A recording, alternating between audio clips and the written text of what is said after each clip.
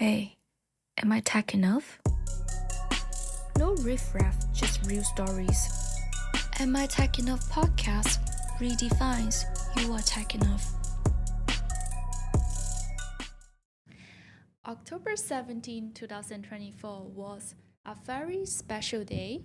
It's been over a year now, but I can still vividly remember it. That afternoon, I watched a panel discussion on skills in the age of AI at the World Economic Forum in Dubai. And one of the speakers absolutely impressed me. At 8:33 p.m. on the same evening, I sent her a message just to see if she would be interested in collaborating with me on an article about non-tech tech talent. I honestly expect maybe weeks or months of delay because for senior executives like her, it may take some time to respond. But literally at the same time, 8:33 p.m., not even 1 minute delay, she replied, "Hello, thanks so much. Sounds interesting. Please drop me a mail and we can pick up from there."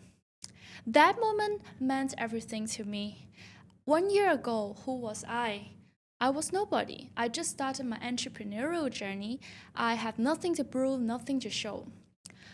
Yes, this is the world-class leader who saw something special in me.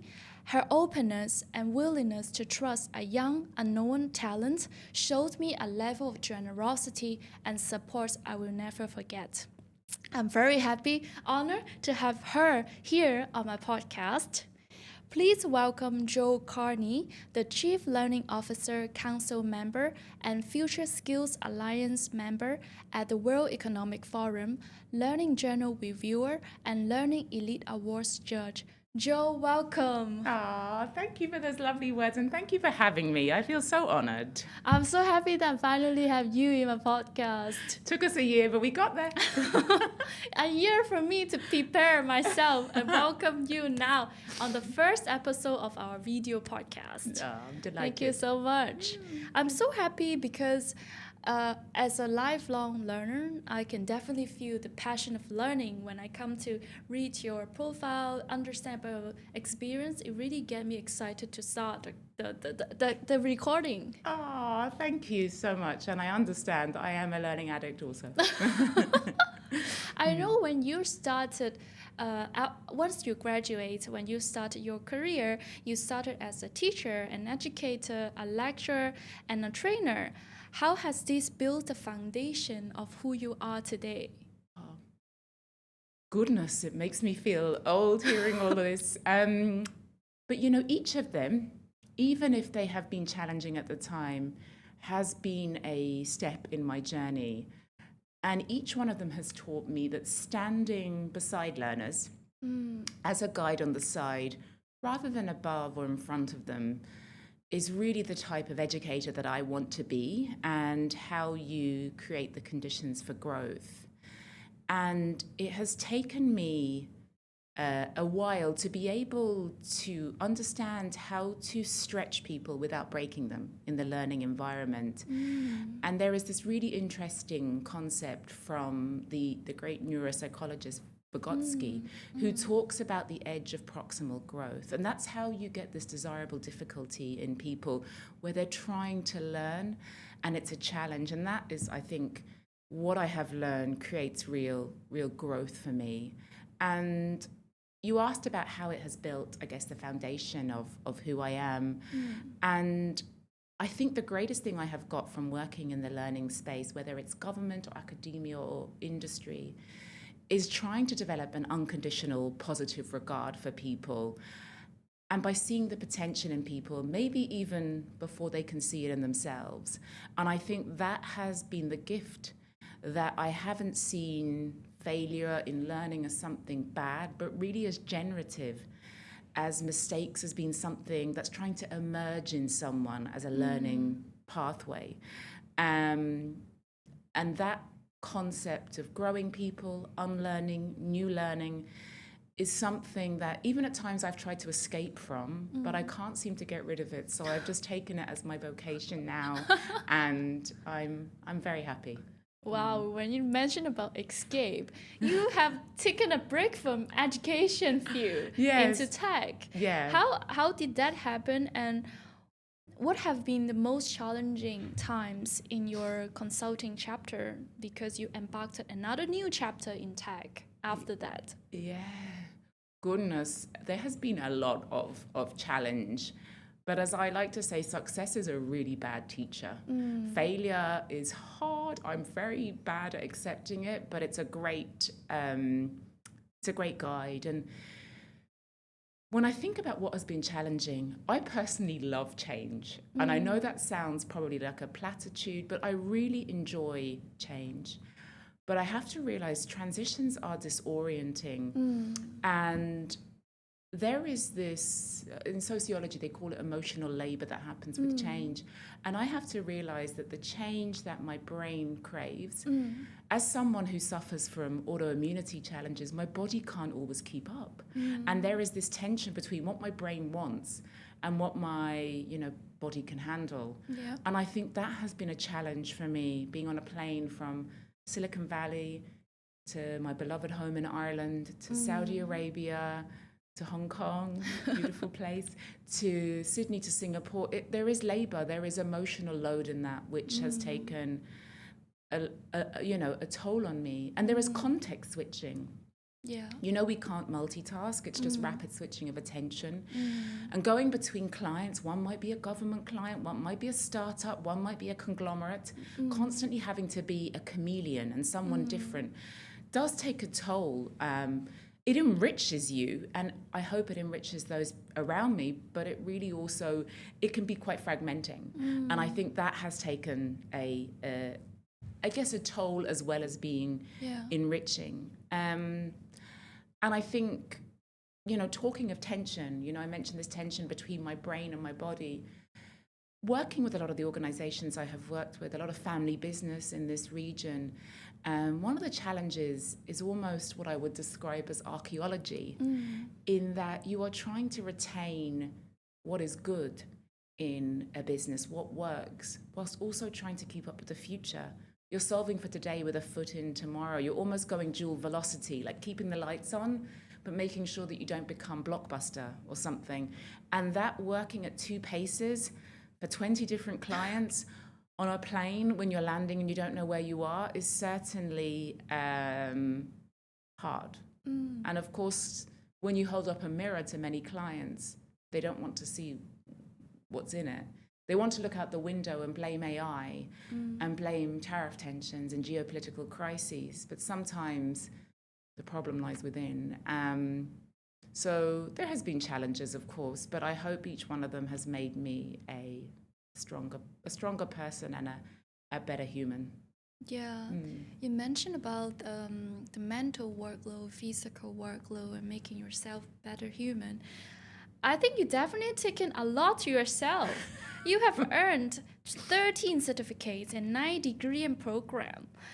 I am a learning addict, but I'm truly impressed by the level of degree of learning passion you have. What sparked the fire and what keeps it burning? Goodness, it's funny because I keep doing something new, and then I say to my husband, I'm exhausted, and he's like, don't do anything else. And then I say, I'm going to do a degree in military psychology, and he's like, okay, well then you're going to be exhausted again. But I definitely have a kind of an epistemological humility. I believe that knowledge is provisional, and that honestly, the more I learn, the more I realize the less I know, to the point where if I keep learning, I'll probably end up knowing nothing. But I'm always curious. I'm always open to rethinking and being wrong. And there's just so much out there in the world to know. And if I'm honest with you, I'm probably someone who initially sought degrees and masters and certificates as a form of external validation. Maybe I just felt like I wasn't enough. And I know there's probably a lot of women and a lot of men, a lot of humans that resonate with that. But now I think I'm hoping I'm getting past that idea of not being worthy. And I'm seeing these as internal architecture building. I'm trying to build these mental models or systems in my brain so that when I see a difficult situation with a client, I draw upon knowledge in maybe mediation, for example, and I try to find parallels between disparate areas. And I think something that has also kept me learning is realizing that the way we are taught often in school, and maybe in Hong Kong they're brilliant at this, I don't know. We are taught to learn by rote, pass an exam. That's all you need to do to get into an Ivy League or a Russell Group institution.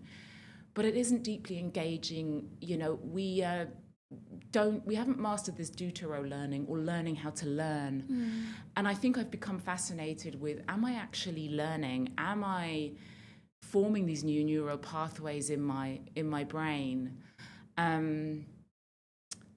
And I think that's been so important because what I'm trying to do is build a career that sits at the intersection of, the practical and the theoretical, this kind of idea of Pracademia and bringing the far away nearby, meaning that we inform research with practice and vice versa. And I think, I don't know if I'll ever stop learning now that I think about it.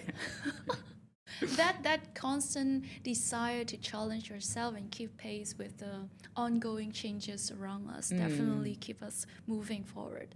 And in a retrospective perspective, starting your career in education, moving to a tech career, and with a diverse range of clients, and now with your constant desire to learn and keep learning and learning, throughout your career, you have also been involved in a numerous really senior position in big corporate like Facebook VP coach, in Meta chief of staff, and chief learning officer, council member in World Economic Forum.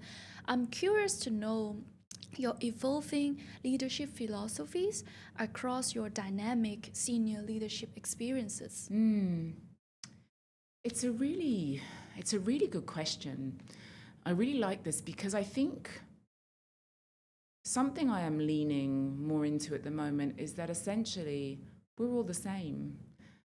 I don't love these conversations about generational differences. Whilst I do understand different cultures operate in different ways, we're all humans. We all want to have some level of certainty, some level of fairness, respect. And I think I've just learned that we have more in common than we have not. And organizations are living systems, not machines, and the leaders within them need to be treated as such. And working with different cultures, whether it be in Meta, governments, etc., in Saudi, it's taught me there's no universal best practice. Leadership effectiveness is contingent on the situation. What works in Silicon Valley might be different from what works in Singapore, but essentially, if respect and humanity are at the center, you'll usually have some level of respect. And I think that has guided how I want to develop leaders. But in order to do that, I have had to ring fence and decide more about who I am to be able to do that, because sometimes in this space you can give so much that you exhaust yourself, again, especially if you're someone who struggles with autoimmunity. And I've had to develop a model of bounded generosity where I try to grow others as much as I can, but put guardrails around it to avoid this emotional labor that I mentioned that can really be taxing, because burnout isn't a credential, it's a clinical disorder that I think we need to be so careful about. And I think once we have those systems in place that help us look after ourselves, we can look after our clients better, who can look after their customers better. And if we can broaden this notion of essentially there is so much we have that's the same, it's kind of been the premise for how I've worked with most leaders in my career. Yeah.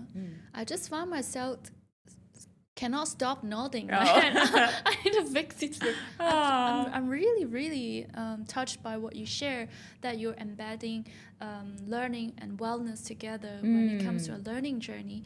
I'm really curious because I'm in the field of generative AI. I'm very curious to know your view about learning development for the age of AI. Yeah. Oh, goodness. It's very exciting. And the reason I say this is I really believe that learning has a bit of a PR problem.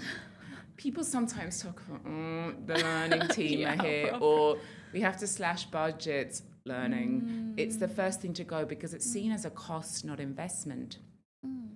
And the master's tools, I think, will never dismantle the master's house. And if we want to think about how we can accelerate learning, make it more efficient, we need to redesign the structure itself of learning. And I am quite happy about that, for one. I think another world is possible with AI and learning.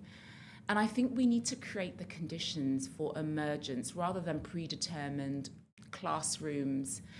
And there are so many companies doing this in incredible ways, like Arist, who is using, artificial intelligence to deliver personalized learning pathways via WhatsApp. We are being able to put sensors on people to understand hormonal rises that actually measure effective learning engagement. And this solves the biggest issue I've had for years, which is when every client says, how do we measure if learning happened? And the actual answer is it's so hard to isolate the variable, we don't know. But if you can measure oxytocin and hormones and reactions in people, it really, answers the question there. So whilst I'm really excited about what AI can do, I'm a little bit scared as well, but I know this is your field, so you'll probably be able to solve this for me, Grace. But we need to be really careful about algorithmic bias. Yeah. AI inherits, prejudice at scale and amplifies it. And I think we need AI literacy as a core curriculum subject to make sure that we are not amplifying bias and that we're inclusive by design in some of our algorithms, and we're not systematically excluding populations. Because AI does have the potential to paradoxically increase inefficiency, and we still need the space for tangential learning, serendipity, meandering discussions. Some of our best learning happens in the margins when you least expect it, and I hope AI can save space for that. So this is your task. No pressure. No pressure. I'm excited. I'm really excited about applying AI for the good use for human development. You mentioned that learning is facing a PR issues. Yeah. But when it comes to learning, I think people may be more prompt into understanding, learning on the text, learning training program, but actually in a multiple level of learning can happen in the company level, the talent in a company, or the human capital in a country, or a global workforce in a multi-dimension level.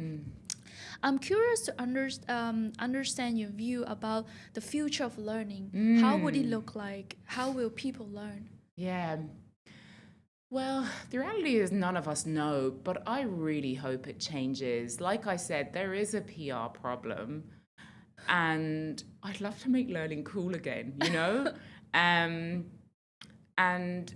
it's my great hope that these physical spaces of learning are going to dissolve maybe and reconstitute. There is sometimes this archaic idea that if learning doesn't happen in a classroom, it hasn't happened. And it's so antithetical to the way that our brains work. And I hope that we see a resurgence of learning happening in communities, in play, and that the boundaries between learning and life almost start to disappear. And people, often talk about learning in the flow of work or learning in the flow of life. I would love to see life in the flow of learning, and learning be the ultimate, utopia for us that we live through. And I think by embracing learning happening in the margins, we can do that. I believe in it's old theory now, but Bandura spoke a lot about social learning, and I believe it's so potent. We imitate what others do. Small people and small groups of people and communities learning together will always be so effective. We imitate, we learn from others. And there's something powerful about shared experience, shared struggle that AI can't imitate or replicate. Well, at the moment, anyway, for sure. And I think there is this model of learn, then do. And I think we need to switch it on its head and say, let's get out there, let's practice, let's make it about do, then learn, and get our hands dirty. And learning probably will become more personalized. And whilst that's a great thing, I mean, the learning you and I might need might be wildly different. Who's going to dictate that personalization? And that's something that scares me a little bit, because who knows me better than myself? Yeah. And I think that's a caution I have around AI. But what I can say is that I think it's going to be exciting. I think AI is going to be incredible for learning, as long as we do it ethically and carefully. Yeah. Who's going to know you more than yourself? I'm going to get to know you more now, because as a part of the ritual of our podcast, we have a list of different interesting questions. With most of our guests, we will be flipping and asking our guests to choose the questions. So when you are ready, then please give a stop. Okay, stop. Okay. This is a funny one. Every time you sneeze, something random happens. You get to pick what that is. What's your sneeze trigger surprise? Oh, goodness, I love this question. And I'm somebody who loves humor, and I really want to say, that every time I sneeze, I sneeze a new handbag, or I sneeze a conversation with my dog, who I love. But if I have to try and be serious, which I'm not always, something I believe at the moment is, it has been hard for the world since COVID. We are seeing polycrisis stacked upon polycrisis. It's basically a perma-crisis. It's almost like a slow-burning third world war. There's fragmentation, tariff tensions, retrenchment, and it feels like this multipolarity where we're all fighting each other. And maybe the best thing I can do is, every time I sneeze, is that there is this moment of someone who feels like the other or different or not me, suddenly becoming visible as a human, and becoming just like me, just like them, just like you. And we're widening the pool of us and making the pool of them, smaller. And maybe that sneeze, issues a supply of reconciliation, and not this cheap kind where we pretend that hurt didn't happen and there's not problems in the world, but where we've been on opposite sides of something painful, but we want to come together. And as someone who's grown up in Ireland and who's seen what occupation can do, and the right to self-determination being taken, this feels very personal for me. And I would encourage anyone listening today to reach out to someone that feels different, form those bonds, because small, simple acts can change the world. Yeah, so sneeze like a glue to glue Yeah, differences I love together. In terms of the texture, it's similar. Okay. That is too funny. Oh, the texture's similar. Next. When you're ready. Okay, go. Okay. You won a lifetime supply of something, but it is not money. Oh. What do you hope it is? Oof, I'm still feeling the handbags. There's something about those, or the wardrobe, a lifetime supply of new wardrobe each and every day. Yeah, but if I have to be serious, goodness, I would love a lifetime supply of. I lead a very quiet life with with my husband and dog. I'm very introverted, and more of those moments of joy we have where we're just laughing, playing with the dog, having nice conversations. I could never get sick of talking to him. And I speak to the dog as well. He never replies, but that's his choice. But I know that's not always applicable for everyone. And I think something I would like to have a lifetime supply of, and it has really helped me in my life and my mindset, is awe. And just being in awe of everything, being in awe of this opportunity to meet you today, to learn from you, to witness the incredible work that you're doing.